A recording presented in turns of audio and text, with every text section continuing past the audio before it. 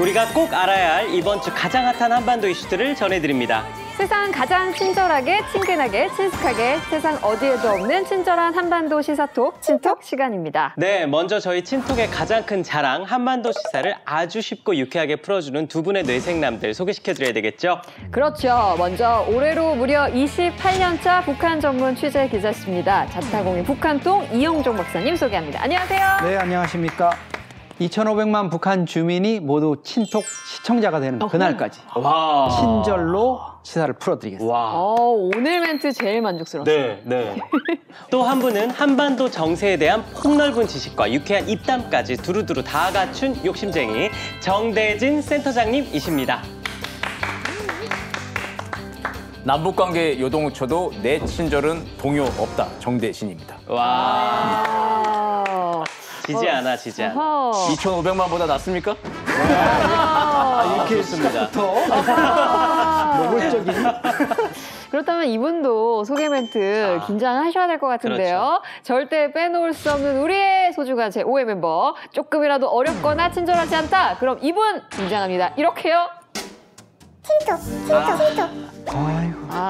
노친톡 백신은 없나요? 저 코로나 백신은 다 맞았는데. 뭐가 그냥 면역이 됐으면 좋겠는데. 그냥 위드 노친톡 선언하는 게 빠를 것 같아요. 위드 노친톡. 네. 그럼 우리 두 전문가님과 저희 MC들도 친절을 가슴에 팍팍 새기고 본격적으로 친톡 시작해볼까요?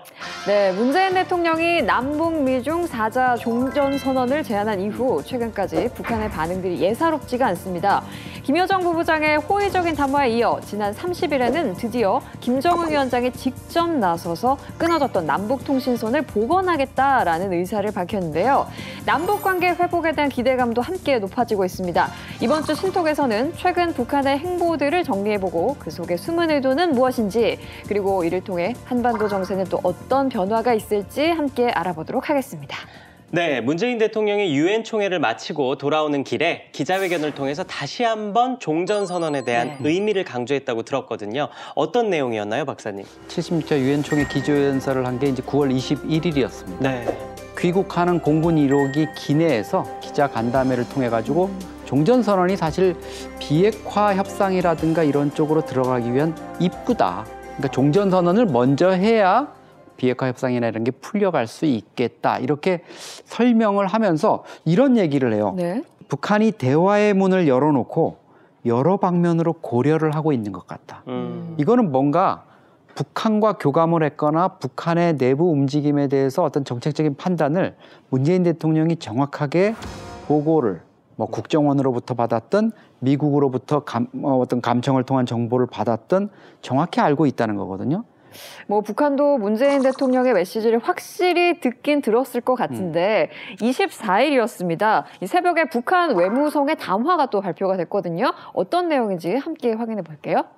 종전선언 채택은 시기상조이며 미국의 적대시 정책이 남아있는 한 허상일 뿐이다.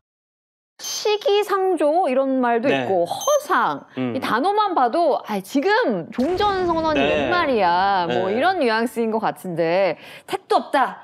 강한 비난이라고 좀 봐야 될까요? 종전선언 문 대통령의 발언을 아예 철회해달라고 요구를 해요. 그러면서 지금 상황에서는 10번, 100번 종전선언을 해도 그것이 달라질 게 없다. 우리 당국자들 입장에서는 북한이 상당히 좀 부정적으로 나오는구나 이렇게 좀 느낄 수밖에 없었죠. 그렇군요. 네, 종전선언의 철회를 요구하는 이 담화에 이어서 불과 7시간 만에 김여정 부부장이 또 이런 이야기를 꺼냅니다. 내용 또 함께 보시죠. 종전선언은 불안정한 정전 상태를 끝내고 남북 간의 적대시 정책을 철회한다라는 의미에서 흥미있는 제안이고 좋은 발상이다라는 이야기를 좀 했습니다. 그리고 하루 뒤입니다. 북한에서 끊어졌던 연락사무소의 복원, 그리고 남북 정상회담 가능성까지 언급을 했는데 이거는 이쯤 되면 누가 봐도 확실히 좀 좋은 신호다 이렇게 보여지거든요. 네, 그렇죠. 액면 그대로 딱 받아들이면은 24일에서 25일은 확 이 온도차가 느껴지죠. 실제로 우리가 요구하고 있던 종전선언, 연락사무소 재설치, 남북 정상회담 같은 우리가 원하는 바를 먼저 언급을 해주면서 네. 이거는 뭐 누가 봐도 어쨌든 남북 대화를 곧 재개하자라고 하는 이제 강한 메시지를 북측에서도 지금 던진 걸로 액면 그대로는 그렇게 보이는 것이죠. 네. 허상에서 어떻게 7시간 만에 좋은 발상이 된 거죠. 그러니까요. 이렇게 갑자기 태도가 바뀐다고요? 좀 생뚱맞기도 한 것 같은데 7시간 동안 북한에 대체 무슨 일이 있었던 거죠? 그러니까요. 네. 아니 그렇지 않아도 이 북한의 반응이 너무 극과 극으로 달라진 이유가 뭘까 네. 궁금해하시는 분들, 우리 시청자분들도 그럴 것 같은데 흥미로운 사실이 또 있습니다. 뭘까요? 우리 전문가 두 분의 예측이요? 네. 완전히 다르게 달라져. 같을 수가 없죠. 저희가 뭐. 나도 이제 좀 독립을 좀 해야죠. 아무리 형님 그늘 밑에만 살 수는 없잖아요. 나도. 형님 그늘 밑에만 살 수 없다.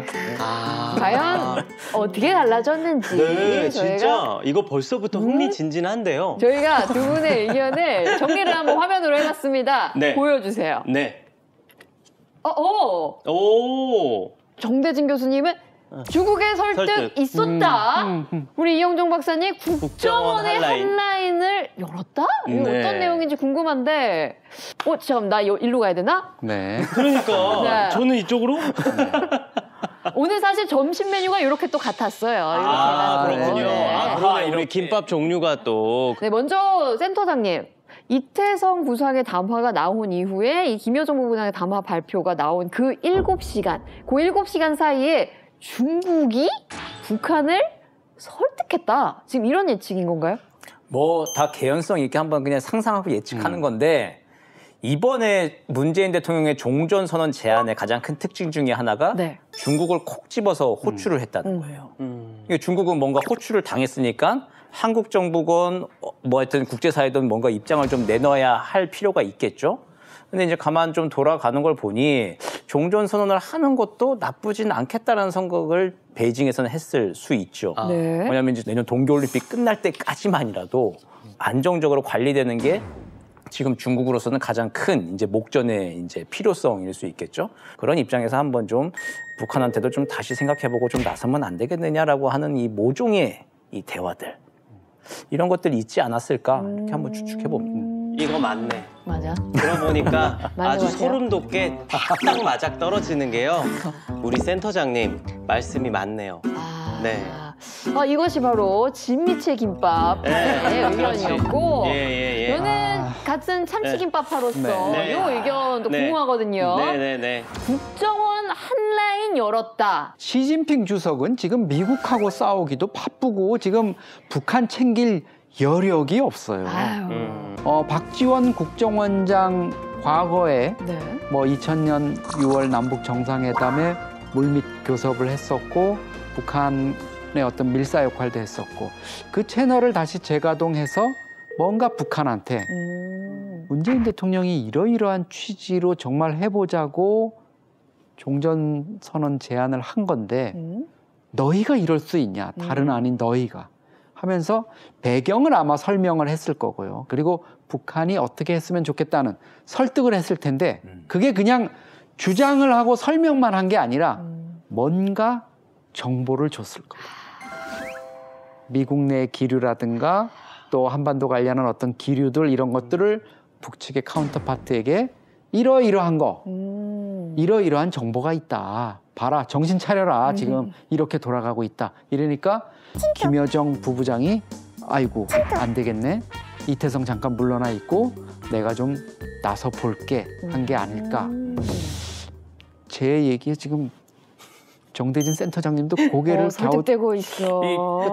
저희 국정원장님하고 이게 또 평소 친분 관계가 있어가지고 또 뭔가 들은 얘기가 아닐까라는 생각은 하지만 저는 시진핑 주석과 일절 개인 친분 관계 없이 객관적으로 판단하여서 말씀드리는 바를 강조하는 겁니다. 그렇군요. 근데 네. 이 박사님 예측이 제가 봤을 때 또 네. 듣고 보니까 그쵸. 이게 좀 필요하죠. 센터장님한테 죄송한데 센터장님 가만히 있을 수 없잖아요. 중국 입장에서 이 적극적으로 개입을 할 법도 하다 싶거든요. 아니 일각에서는 당장 내년에 베이징 올림픽도 있고 이때 남북 정상이 만날 가능성이 있지 않겠느냐 이렇게 또 보고 해야 돼.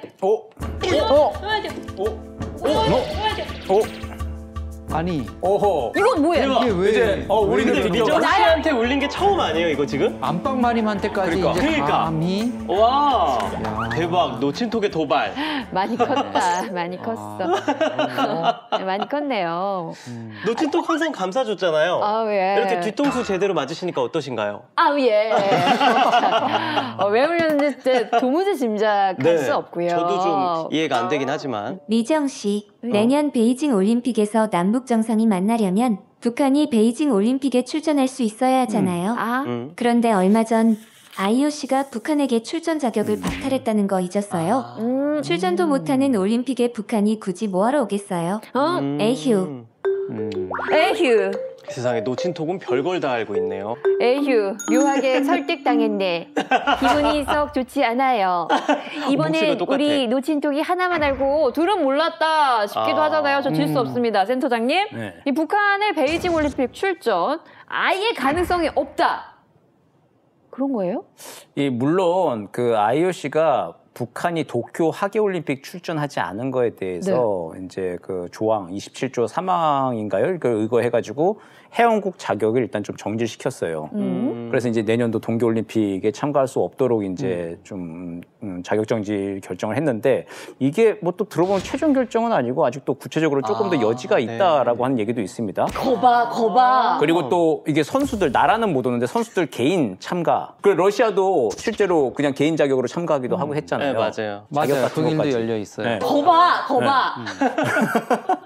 그리고 또 주최국인 베이징 동계올림픽의 주최국인 중국의 또 뭔가 재량과 또 의지에 따라서 네. 큰 그림 남북미중 다 불러 모아서 이번에 좀 미국을 압도하는 뭔가 이제 평화 공세의 대국으로서의 입지를 가져보겠다라고 하는 큰 그림을 만약 그린다. 네. 그럼 또 북한 참가시켜서 뭐 해보겠다라고 하면 또 다른 어떤 정치적 돌파구 해결의 여지가 완전히 사라진 건 아니다. 끝날 때까지 끝난 거 아니다. 이렇게도 볼 수 있는 것이죠. 아니 제 마음이 오늘 갈대인가 봐요. 왜요? 이쪽 저쪽 흔들리다 보니까 아주 멀미가 날 지경입니다. 아, 제가 알려드릴게요. 진짜요? 제가 봤을 때는요. 네.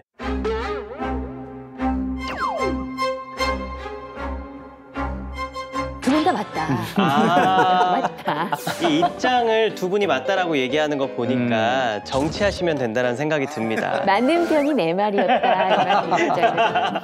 아니 우리 정부가 적극적으로 이렇게 북한을 대화 테이블로 좀 당겨 앉히고 그리고 그동안 조금 소극적이었던 중국도 북한의 등을 좀 이렇게 밀어주고 그러면 북한도 움직일 수 있을 거다. 이런 예측 가능한 것 같습니다. 아니 물 들어올 때 노저으라는 말처럼 그러고 보니까 그동안 전면에 나서지 않았던 김정은 위원장이 드디어 남북통신선 복원 의사까지 밝혔잖아요. 그렇죠. 맞습니다. 네. 김정은 위원장이 어떤 발언을 했는지 한번 봐야겠죠. 함께 보시죠. 우리는 남조선을 도발할 목적도 이유도 없으며 위해를 가할 생각이 없다. 경색돼 있는 현 남북 관계가 하루빨리 회복되고 한반도의 공고한 평화가 깃들기를 바라는 온 민족의 기대와 염원을 실현하기 위한 노력의 일환으로 일단 10월 초부터 관계 악화로 단절시켰던 남북 통신 연락선을 다시 복원할 계획이다. 김정은 위원장이 이번 최고인민회의 시정연설에 가장 좀 특기할 만한 대목이 구체적인 시책을 내놓았다는 거예요. 작년 10월 10일 당창건 75주년 기념연설에서도 뭐 하여튼 이 복원위기가 끝나면 따뜻한 손을 남녘동포들과 잡자 뭐 그런 원론적인 얘기였단 말이에요. 근데 이번에는 10월 초부터 시기도 딱 특정을 했잖아요. 10월 초부터 통신 연락선을 복원하겠다라고 하는 구체적인 시책을 최고 지도자가 얘기를 했습니다. 이건 지켜야 되는 거예요, 북한에서는. 그렇죠. 예. 이제 그렇기 때문에 이거 남북 대화에 대한 의지가 상당하다라고 이제 평가할 수 있는 것이고요. 그리고 또 대화의 재개 조건을 좀 상당 부분 좀 낮춰놨어요. 옛날부터 보면은 뭐 미국이나 국제사회 제재 눈치 보지 말고 뭐 남북 교류 하자 뭐 하자 구체적으로 뭔가 좀 당장 시행하기 어려운 것들을 좀 요구했잖아요. 근데 이번에는 뭐 도발이라고 하는 말 쓰지 말고 이중자 때 이제 적대적인 관점 버리고 만나서 얘기하자. 뭐 이제 그런 식으로 좀 수위가 상당히 좀 낮아진 게 있거든요. 장내에서 이제 만나면서 문제를 풀어 나가는 것이 가장 좋겠다. 그리고 장내에서 만나는 것 중에 또 최고는 또 뭐겠어요? 정상들이 만나는 거죠. 남북 정상회담을 또 좀 잘 준비하고 이야기를 좀 풀어나가서 장내에서 남북 정상회담 열리고 그래서 이제 그것들이 한반도 평화 프로세스를 재가동하고 우리의 평화를 또 우리가 스스로 갖고 나가는데 아주 큰 계기가 되기를 바랍니다. 후회하고 있다면 깨끗이 잊어버려 가위로 오려낸 것처럼 다 지난 일이야. 그리고 조만간 저희 여러분의 북마크에서 한반도의 전쟁이 영구히 끝났습니다. 라는 소식을 전할 수 있기를 너무 좋네요. 상상만 해도. 간절히 바라게 됩니다. 제발. 너라면 제발. 항상 있을 거야.